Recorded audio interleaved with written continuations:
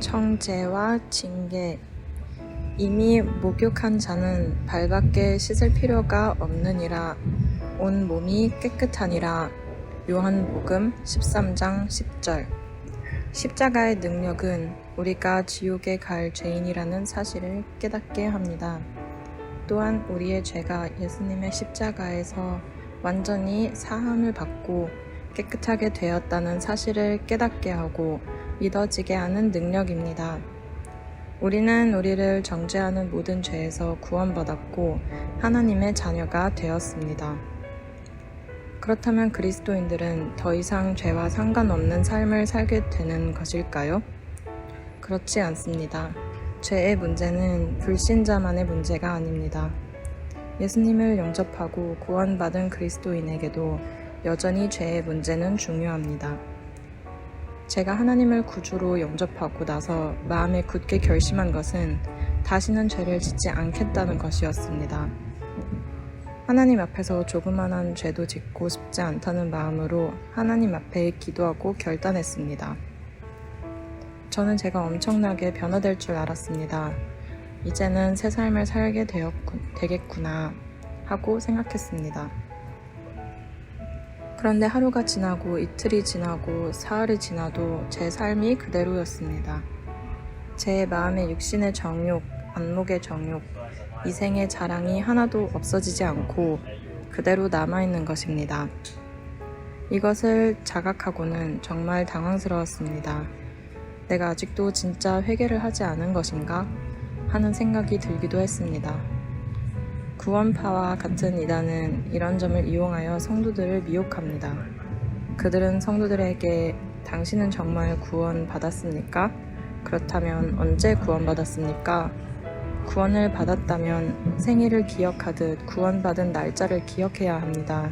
라면서 접근해 옵니다. 그리고 한 번 구원받은 자는 더 이상 죄의 문제와는 상관이 없고 따라서 회개도 필요치 않다라고 가르칩니다. 죄책감이 든다면 구원의 확신이 없어서라는 것입니다. 그러나 이 가르침은 성경적이지 않습니다. 예수님을 믿고 죄에서 구원받았다는 것은 우리가 하나님께 용서받고 용납된 자녀가 되었다는 것이지 이제부터는 죄를 지어도 좋다거나 죄의 문제는 더 이상 신경 쓰지 않아도 된다는 말이 아닙니다. 많은 구원받은 성도들이 그들 안에서 죄가 여전히 역사하며 죄와의 싸움이 끊임없이 이어진다는 것을 성경적으로 알지 못하기 때문에 이런 이단의 유혹에 흔들리는 것입니다. 하나님은 우리가 예수님을 영접할 때 우리의 어떤 죄도 이미 다 용서하셨고 또 앞으로도 용서해 주십니다. 그러나 하나님은 성도가 짓는 죄를 무조건 용납하시는 것이 아니라는 사실을 깨달아야 합니다. 그렇다면 구원받은 하나님, 자녀와 불신자에게 죄의 결과는 어떤 차이가 있을까요? 다음에 성경 말씀을 읽고 질문에 답을 쓰세요. 로마서 8장 1절에서 그리스도인에게는 무엇이 없다고 했습니까? 히브리서 12장 7절에서 8절과 요한계시록 3장 19절에서 그리스도인은 무엇을 받는다고 했습니까? 정죄와 징계는 어떤 차이가 있다고 생각하십니까? 신앙생활을 하면서 하나님의 징계라고 느껴질 만한 일이 있었다면 무엇입니까? 예수님은 십자가를 앞에 두고 제자들의 발을 씻기셨습니다. 베드로의 차례가 되었을 때 베드로는 절대로 예수님이 자기 발을 씻기실 수 없다고 거절했습니다. 예수님은 발을 씻지 않으면 자신과 아무런 상관이 없다고 말씀하셨습니다. 그러자 베드로는 발뿐만 아니라 손과 머리도 씻겨달라고 요청했습니다. 그때 예수님은 이렇게 말하셨습니다. 이미 목욕한 자는 발밖에 씻을 필요가 없느니라.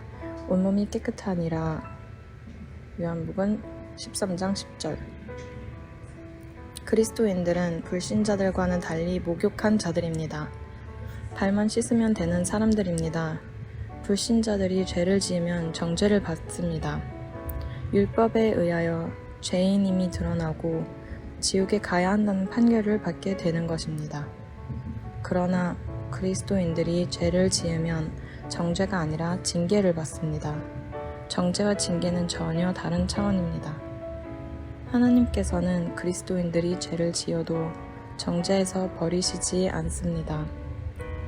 예수 그리스도의 십자가를 통해 온몸이 깨끗한 사람들이기 때문입니다. 이것은 다시는 정죄가 없다는 뜻입니다. 그러나 하나님께서는 자녀인 우리에게 죄와 허물이 있으면 즉시 징계하여 회개하게 하십니다. 이것은 부모가 자녀를 대함과 같습니다. 부모는 자녀가 잘못을 저지르면 징계를 해서라도 바로잡아 주는 것처럼 하나님 아버지도 그렇게 하십니다.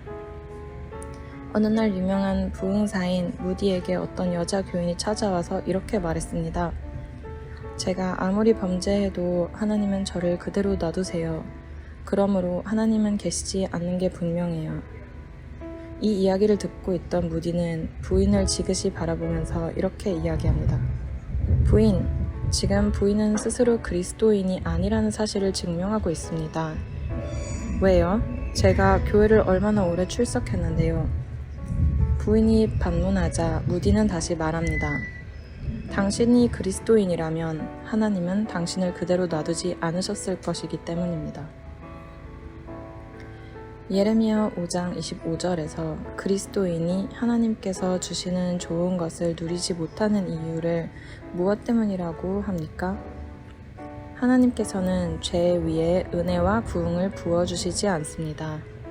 죄와 허물이 있으면 하나님의 자녀가 누릴 은혜와 복을 누리지 못하게 됩니다. 하나님의 자녀라 할지라도 죄를 지으면 기쁨이 사라집니다. 기도의 문이 막힙니다. 감사와 마음의 평화가 사라집니다. 모든 힘을 다 빼앗긴 채 무능한 그리스도인이 됩니다. 많은 사람이 징계를 두려워합니다. 그러나 사실 징계는 복입니다. 그 징계 때문에 회개하고 감사와 마음의 평화가 사라집니다. 모든 힘을 다 빼앗긴 채 무능한 그리스도인이 됩니다. 많은 사람이 징계를 두려워합니다. 그러나 사실 징계는 복입니다.